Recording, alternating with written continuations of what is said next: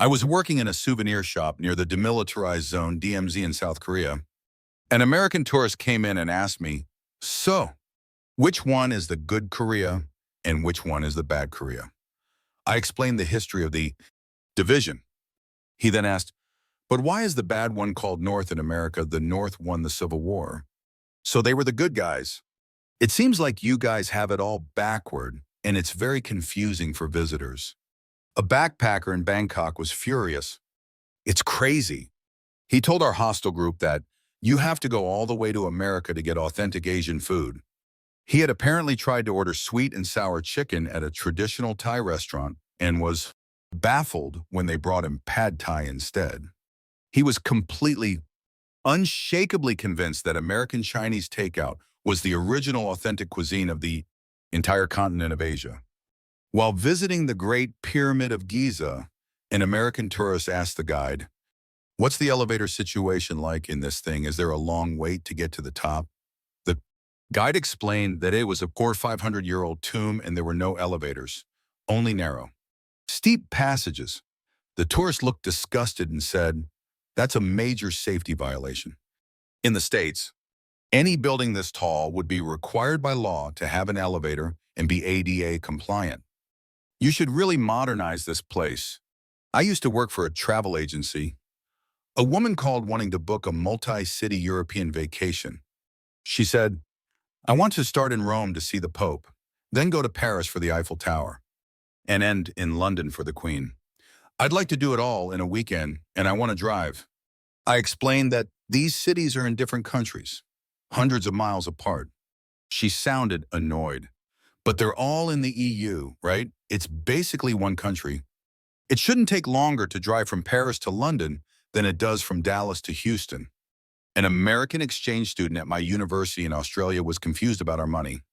He looked at our colorful polymer banknotes and asked, "Why is your money so fake? It feels like plastic. Is this a temporary currency until you can afford to make real money like our greenbacks?" He then asked if the different colors were because we couldn't decide on one.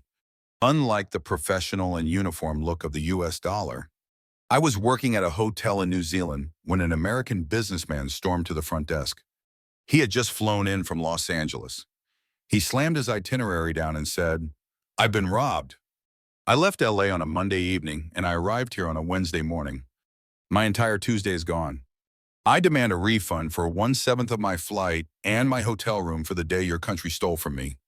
I tried to explain the international dateline for 10 minutes, but he was convinced it was a conspiracy between airlines and hotels to scam travelers out of a day of their lives. A helpful travel tip for an American woman on my flight to Cairo: the local language Arabic does not come with an American version for reading street signs. She was genuinely concerned, asking me, "It says here they write with all squiggly lines. That's so inconvenient. How are you supposed to get around? They should really have an English option for everything. It would be so much more efficient for everyone." My cousin from Florida came to visit me in Montreal, Canada during the winter. He was shocked that we just went about our daily lives despite the snow and cold. He asked, "Why isn't the whole city shut down? Back home, if we get a tiny bit of ice, the whole state declares an emergency. You guys are just walking around in it like it's nothing. It's really unsafe. Your government should be protecting you better." He genuinely thought we were being reckless by going to work. While visiting the ancient city of Pompeii, I overheard an American teenager ask his mom, "So, like a volcano erupted and all these people died, right?" The mom confirmed. The teen then said, "Well, that was really dumb of them. Why didn't they just check the volcano app on their phones? It would have sent them a notification that it was going to erupt." People were so irresponsible back then. He then went back to playing a game on his own phone, completely oblivious to the irony. The rows of white crosses at the Normandy American Cemetery are a powerful, somber sight. The mood was broken by a young man asking his girlfriend, "This is so sad. But why did they bury them all the way over here in France?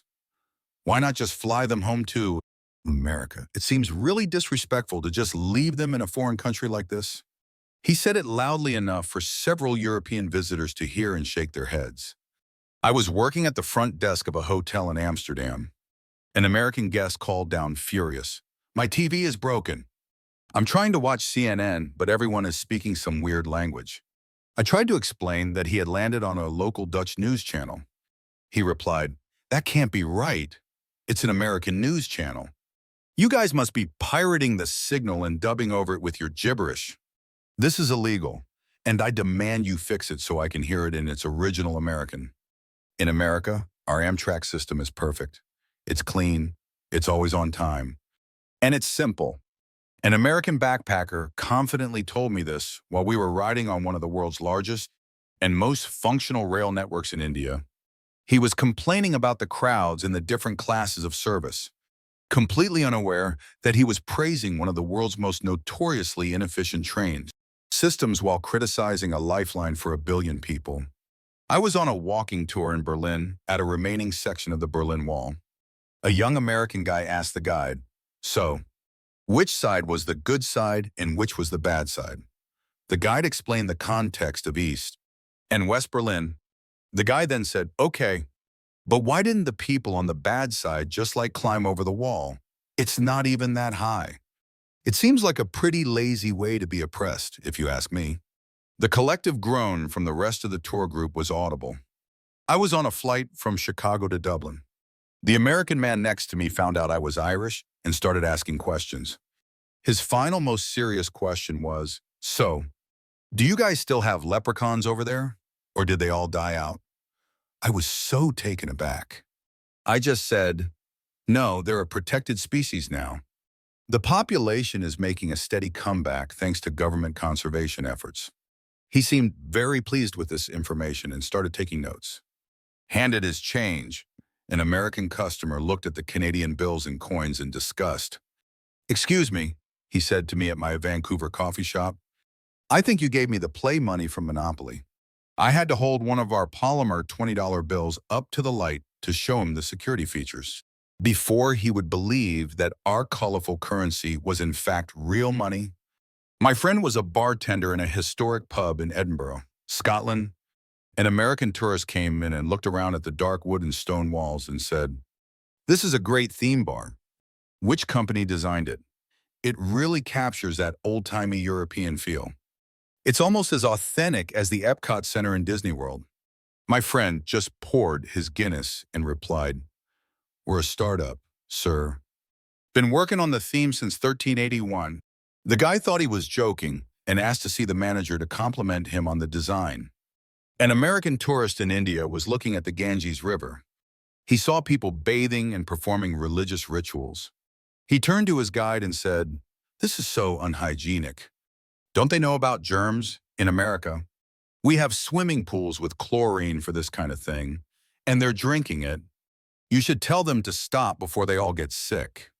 The guide tried to explain the spiritual significance, but the tourist just kept muttering about bacteria. My friend is a chef at a high-end restaurant in Lima, Peru.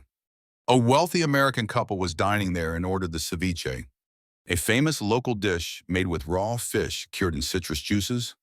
After the dish was served, the man called my friend over to the table. He said, "My compliments, this is a wonderful appetizer. Now, could you please take our fish back to the kitchen and cook it? We're ready for the main course." He thought the ceviche was just the before stage of the meal. Who is the Gap, and why do I have to mind him? An American tourist staring intently at the platform warning in the London Underground flagged down a station employee to ask this. Is he a local celebrity or something? It seems like a very strange way to honor someone. The employee, too tired to explain, just said, "He's a very important man, sir. Very important," and walked away. I overheard a conversation in a youth hostel in Prague.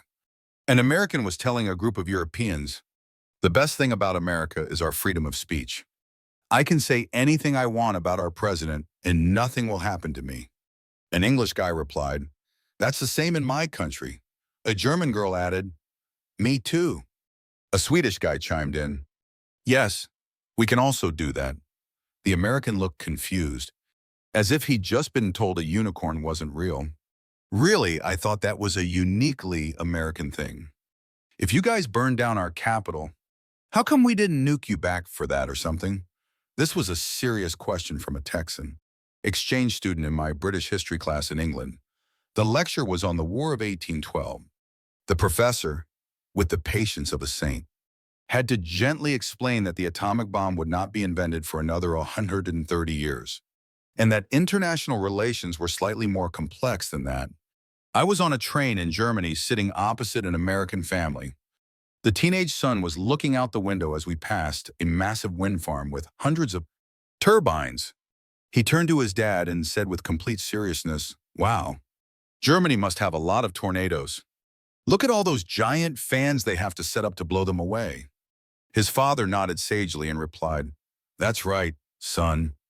It's a perfect example of that famous German engineering, proactive, not reactive.